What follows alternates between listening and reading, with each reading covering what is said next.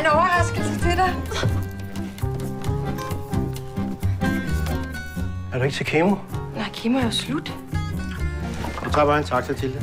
Husk at få en kvittering.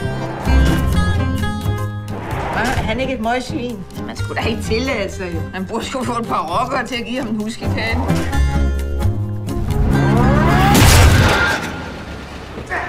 What the hell do you think you're doing? You have to look. Are you drunk?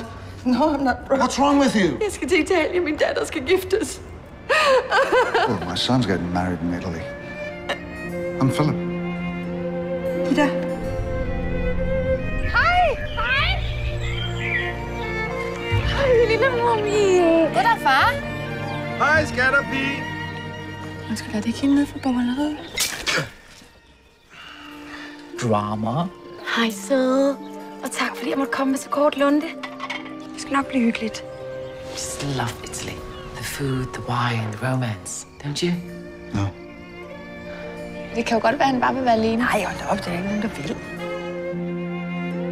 Mor, Hvad er der? du ser pæn ud. Derovre. Hej. Hej. Smuk. Tak.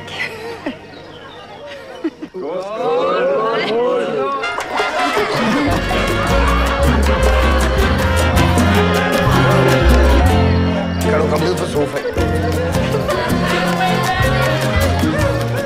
Ja. Mig.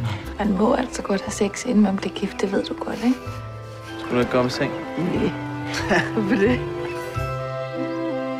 Til gengæld har du et fantastisk hår. Det er meget smukt. Det er en paryk.